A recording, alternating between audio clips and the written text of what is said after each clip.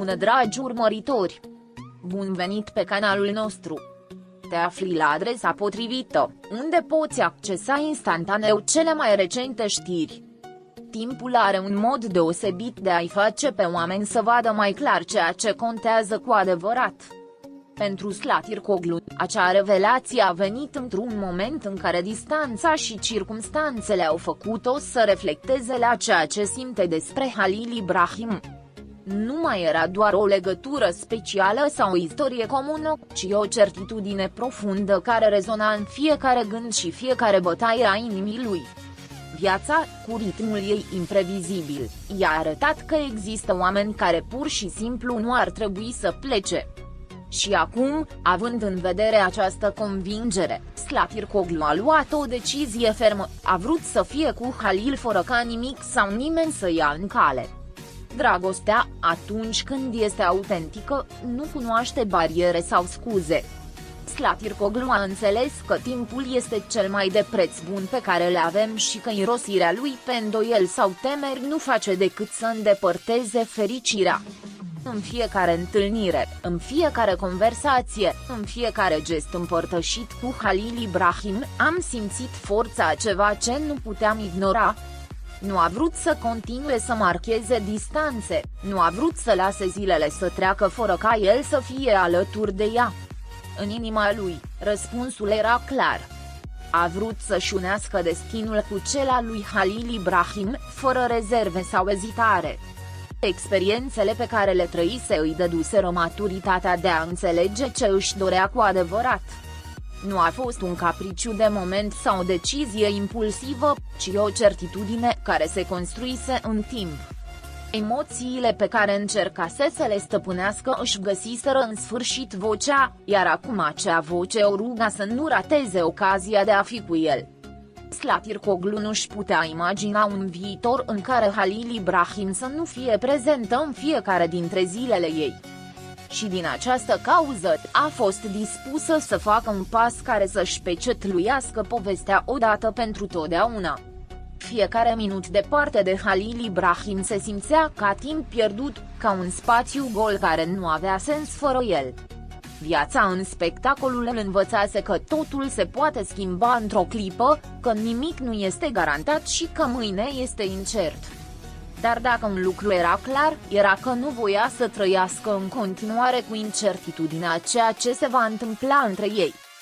Sosise timpul să ia frâiele destinului ei și să facă ceea ce o făcea cu adevărat fericită. Și răspunsul la această fericire era în el. Nu a fost doar o chestiune de dragoste, ci și de încredere și companie. Halil Ibrahim fusese un sprijin necondiționat în cele mai dificile momente, cineva care a fost mereu acolo când a avut cea mai mare nevoie de el. În ochii lui am găsit siguranța pe care o simțisem rar, iar în cuvintele lui am găsit calmul după care tânjisem.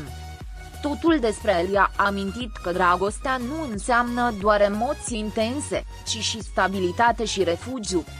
Și acum, mai mult ca niciodată, era gata să construiască acel adăpost alături de el.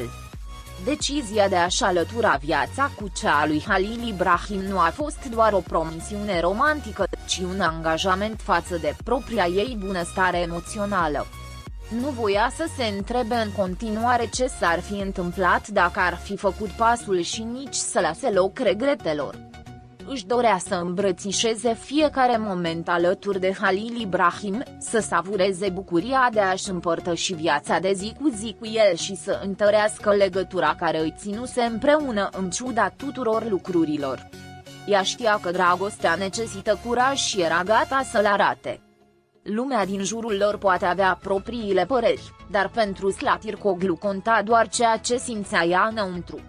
În inima ei nu exista îndoieli, doar o convingere absolută că fericirea ei era cu Halil Ibrahim. Și deși zvonurile și ochii altora ar putea încerca să influențeze povestea, ea era hotărâtă să nu lase nimic să intervină. Singurul lucru care conta era ceea ce simțeau amândoi și ceea ce erau dispuși să construiască împreună. Halil Ibrahim, la rândul său, nu și-a putut ascunde emoția la auzul cuvintelor lui Slatircoglu. Întotdeauna știuse că legătura lor era specială, dar acum era sigur că amândoi erau pe aceeași pagină. Nu a fost ușor să găsești o asemenea dragoste autentică într-o lume în care totul pare efemer și știa că nu ar trebui să o lase să scape. Slatircoglu fusese lumina lui în vremurile întunecate, refugiul lui în furtună, iar acum ea voia să fie a lui. Împreună, ar putea face față oricărei provocări. Timpul de așteptare și reținere a emoțiilor s-a încheiat. Acum era momentul să acționăm, să transformăm în realitate sentimentele care adormiseră atâta vreme. Slatircoglu nu a vrut să mai piardă o secundă fără Halil Ibrahim lângă el. Fiecare moment alături de el a fost un cadou, o oportunitate de a construi o poveste care merita să fie trăită din plin. Și era gata să o trăiască fără rezerve sau temeri.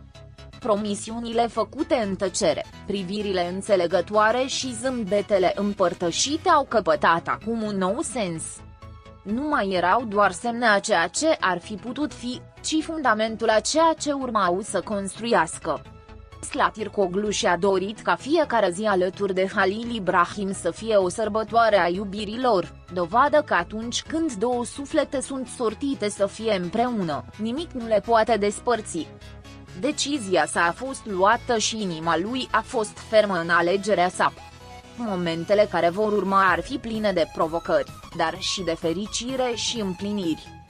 Slatircoglu știa că dragostea nu este un basm fără dificultăți, dar știa și că adevărata putere constă în a face față vieții împreună. Obstacolele și opiniile din afară nu contau, singurul lucru care conta era că ea și Halil Ibrahim erau gata să scrie propria lor poveste. O poveste care, fără îndoială, era sortită să fie de neuitat.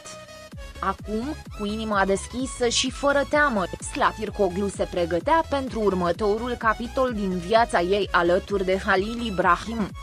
Un capitol în care timpul nu ar fi un dușman, ci un aliat pentru a continua să construiască dragostea pe care o așteptaseră de atâta timp.